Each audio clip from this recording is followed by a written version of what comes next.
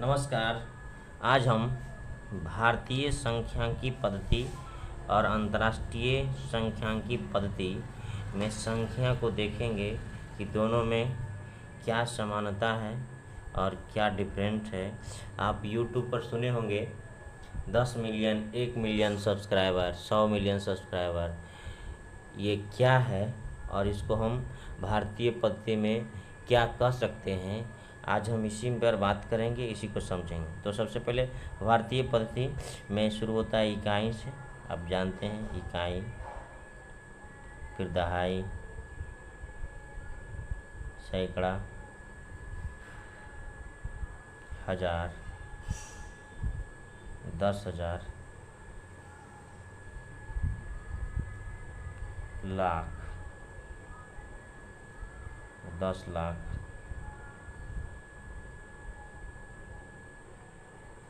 करोड़, 10 करोड़, अरब,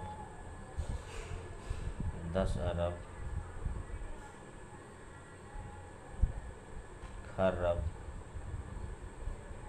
10 खरब, नील, 10 नील, पद्म, 10 पद्म, फिर हो जाएगा शंख, 10 शंख, फिर हो जाएगा महाशंख। इतना। इकाई का मतलब होता है एक, इकाई मतलब एक, ठीक है। उसी तरह से दहाई का मतलब हो जाएगा 10, ठीक है। सैकड़ा का मतलब हो जाएगा 100, हजार का मतलब हो जाएगा 1000, ठीक है। ऐसे ही जैसे एक के बाद एक शून्य बढ़ा, एक शून्य बढ़ा, एक शून्य, ऐसे ही एक शून्य बढ़ेंगे। जैसे यहाँ इकाई, दहाई, सैकड़ा, हजार, हजार, हजार के बाद 10,000, तो एक देंगे। फिर इधर हो जाए लाख, इकाई, दहाई, सैकड़ा, हजार, 10,000, लाख, ठीक है। तो यहाँ 4 शून्य था तो यहाँ 5 शून्य होते। यहाँ 10 लाख, तो यहाँ से चलेंगे इकाई, दहाई, सैकड़ा, हजार, 10,000, लाख, हो गया 10 लाख। करोड़, इकाई, दहाई, सैकड़ा, हजार, 10,000, लाख, 10 लाख, करोड़, ठीक है। फिर हो जाएगा इकाई, दहाई, सैकड़ा,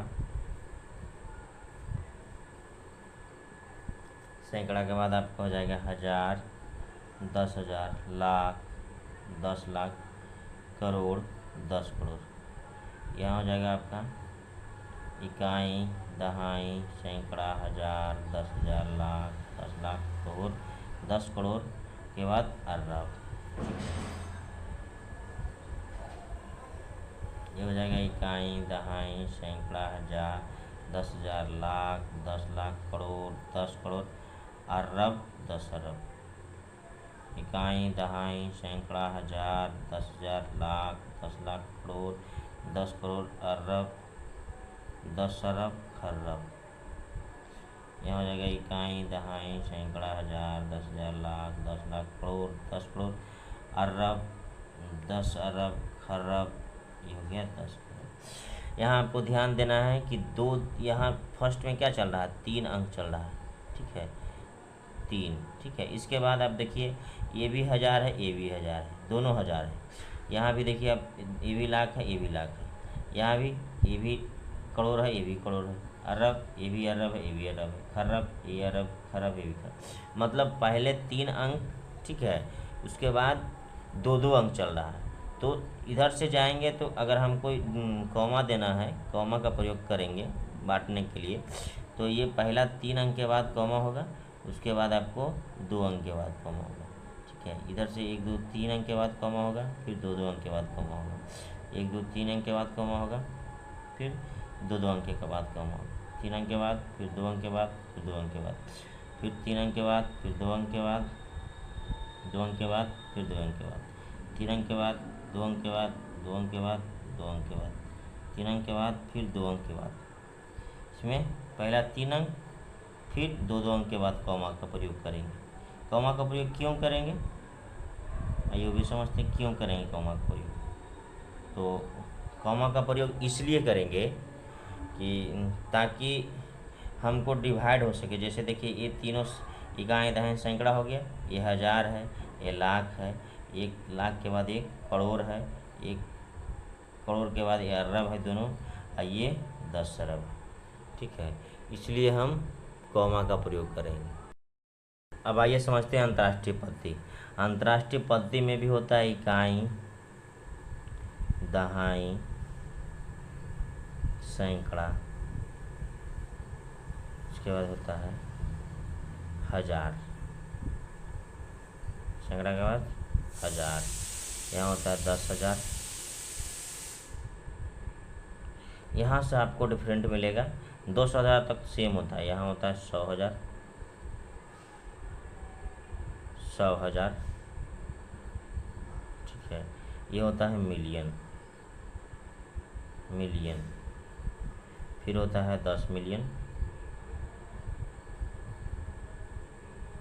मिलियन, 100 मिलियन,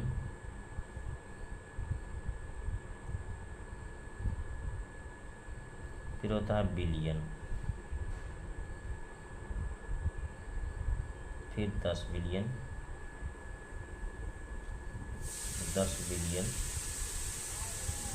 100 बिलियन, 100 बिलियन, फिर हो जाता है ट्रिलियन, ट्रिलियन। ठीक है, यहाँ तक हम लोग सीखेंगे। तो इकाई का मतलब हो गया 1, ठीक है, दहाई का मतलब 10, सैकड़ा का मतलब 100। यहाँ तक तो आप जान रहे हैं। हज़ार का मतलब भी 1,000 होता है, यहाँ तक सेम है। 10,000 का मतलब 10,000 होता है, यहाँ तक सेम है। यहाँ के बाद 100,000, तो इकाई दहाई सैकड़ा हज़ार 10,000, इसके बाद हो गया 100,000। ठीक है, इसके बाद मिलियन, तो इसको हम 1 मिलियन कह सकते हैं। ठीक है, 1 मिलियन, इसमें बिलियन, बिलियन में भी 1 बिलियन हो जाएगा, और यहाँ ट्रिलियन में भी 1 ट्रिलियन हो जाएगा। तो 1 बिलियन तो हो जाता है आपका, जैसे 5 शून्य है, इसके 1 शून्य और बढ़ जाएंगे, 6 शून्य हो जाएंगे। ठीक है, इस तरह से इकाई दहाई सैकड़ा हज़ार 10,000 100,000 बिलियन, 1 बिलियन हो गया। उसी तरह से आप 10 बिलियन चलेंगे, इकाई दहाई सैकड़ा हज़ार 10,000 100,000 1 बिलियन 10 बिलियन। ठीक है, इकाई दहाई सैकड़ा हज़ार 10,000 100,000 1 मिलियन,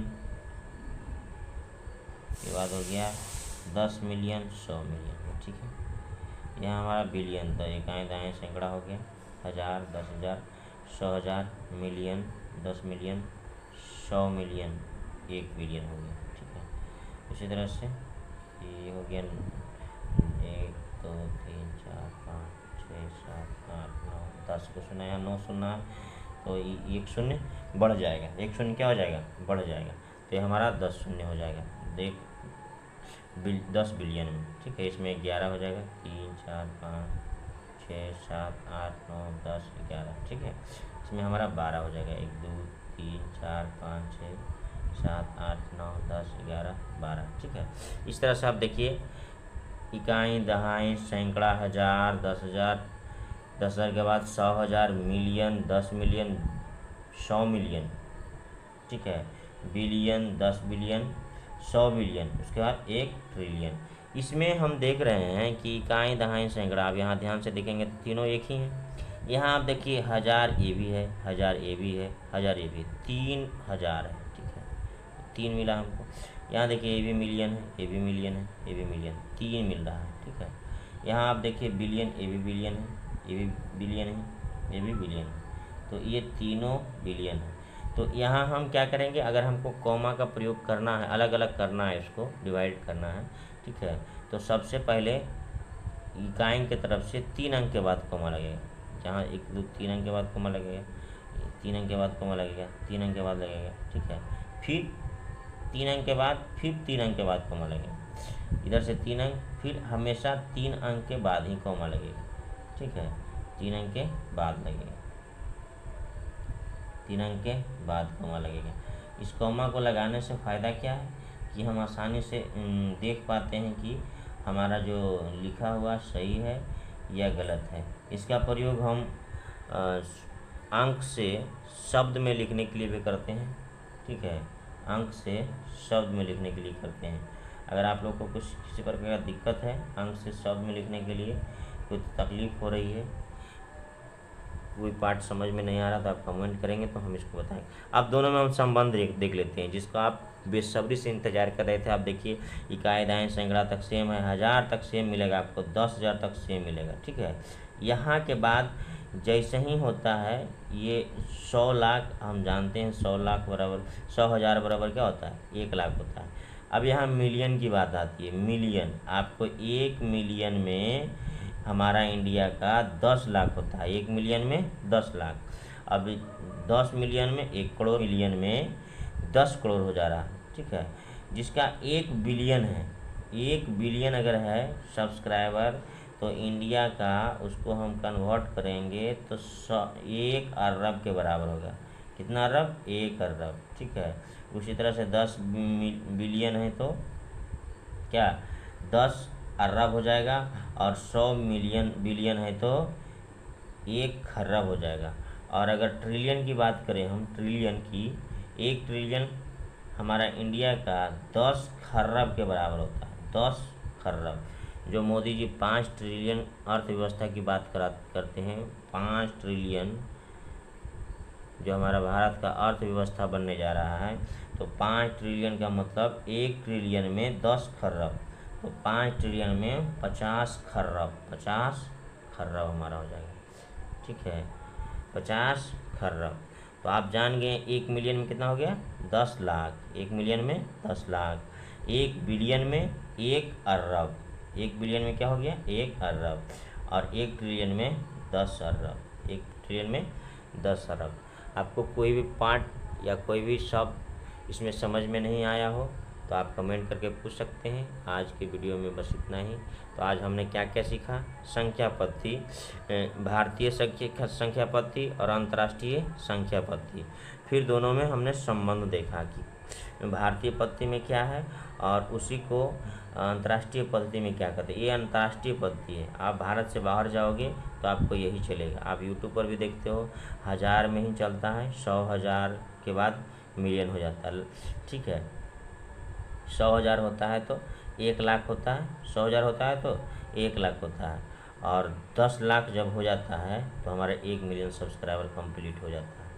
तो आप भी हमारा 1 मिलियन सब्सक्राइबर कंप्लीट करने में योगदान दें।